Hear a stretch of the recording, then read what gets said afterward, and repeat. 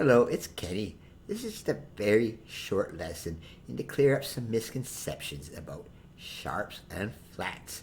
Very important in musical notation, but sometimes a little bit muddled, all right? All right? Especially with keyboard players, all right? A lot of beginning keyboard players have this idea that we have white notes and then we have the black notes, which must be sharps and flats because they're different. And in the key of C, the first key you usually learn, that's actually quite correct in most cases. The black notes are sharps and flats, but that is not really the case all the time. Other instruments like violin and stuff, they have sharps and flats too, but they're not get that muddled up thing that a black note must be a sharp or a flat. But I will clear that up a little bit just very presently here. Okay, let's start with the note G. All right, I'm not starting with C. There's a reason for that. All right, we have G. That's G natural. Okay, if you don't see anything in the key signature, yes, that's just a G. You play a G natural.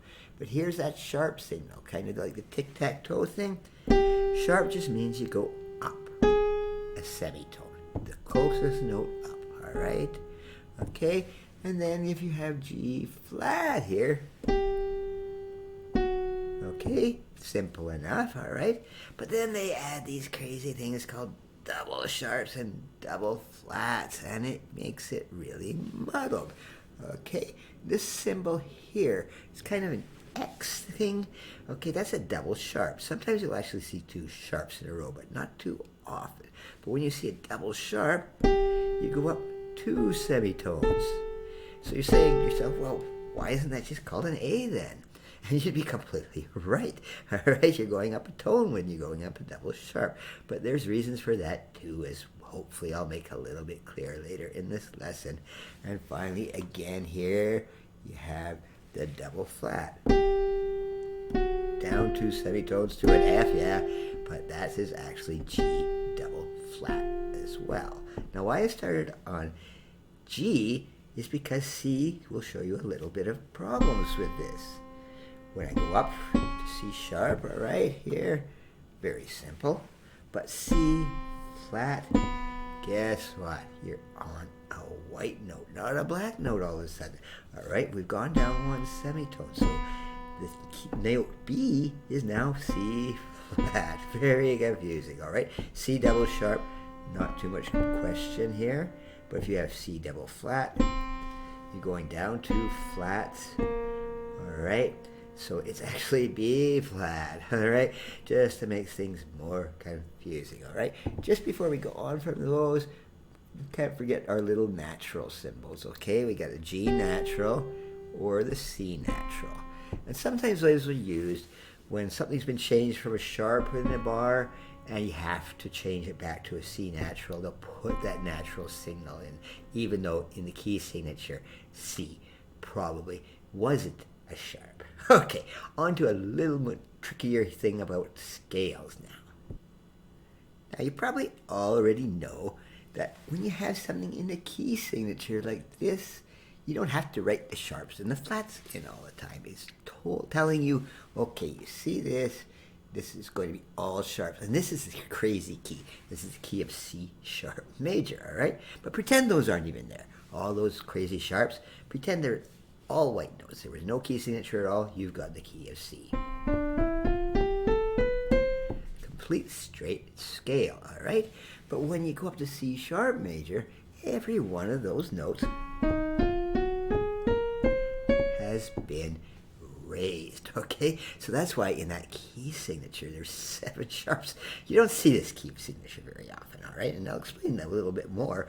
You know, it's not that it's not used, but there's an easier way to do this, all right? But in this case, both the E and the B are sharped, all right? All right, you've got an E, but it's E sharp. And then you have a B sharp, which is actually looks like a C, all right? Okay, so that's make it so confusing. But down here, I've written the same scale in flats. Now look at that. It has only got 5 flats, all right? This is the key of D flat major, and this is the exact same thing. exact same notes. So that's another thing about sharps and flats. Notes have two names, all right? C sharp is the same as D flat. That note has two names, all right? It's actually got more than that. You could call it B double sharp, of course, but let's not go on to that part again and make it more confusing. But D flat makes it look a lot easier to play, all right? You got a normal F, all right? And you have a normal C, just not like the B sharp you had in the C sharp scale. All right, so sometimes there are two ways to write a scale, and one is a lot easier to see than another. So quite often you'll not see the key of C sharp major, but you will see the key of D flat major. Now, I'm not quite done with scales yet. We have to cover a little bit of the minors. Now, forget about this key signature again, all these 7 sharps, all right? Let's just pretend we're going to A minor, the relative minor of C major. Remember, they go down 3 semitones from C, B, B flat, A. All right, so it's A minor. All right, the natural scale. All right, it just sort of sounds like that. However, remember in the harmonic, you raise the 7th note. So 1, 2, 3, 4, 5, 6, 7, that's G. So you'd have a G sharp there. Okay, that's the harmonic minor. Now what happens when you go crazy here and have all these sharps? Now you've got A sharp harmonic minor, all right? Now, how does that work here, all right? That A had to be raised, your 7th note. 1, 2, 3, 4, 5, 6, 7. But how did we raise it? Not by making one sharp, but by putting a double sharp in there, because the G's already sharp in the key signature, all right?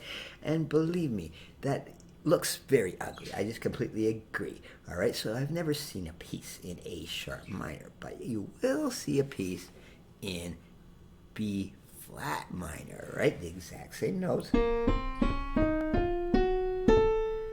All right, but to raise that 7th, it was an A flat. All you had to do was put it to A natural. So the flat version of this scale looks a lot easier. You'll see that much more common than A sharp minor.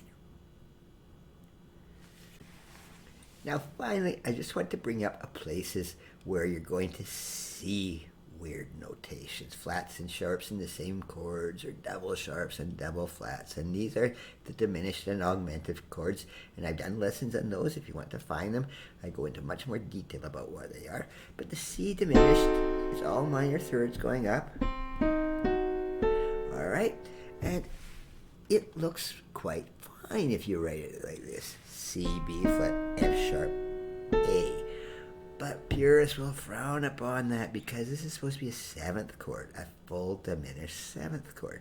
So what it actually would be properly, if you were really proper, it would be written like this: C, E flat instead of an F sharp. You'd have a G flat, and this is not an A.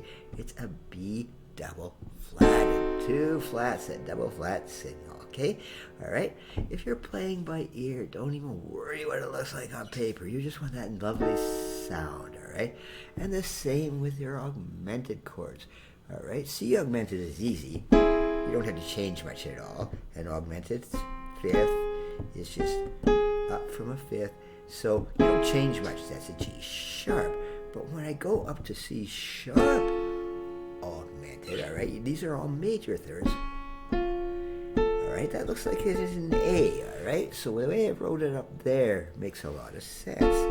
But know what you want to do if you're writing this properly, if your examiners in composition class want you to do it, that A is actually a G double sharp, okay?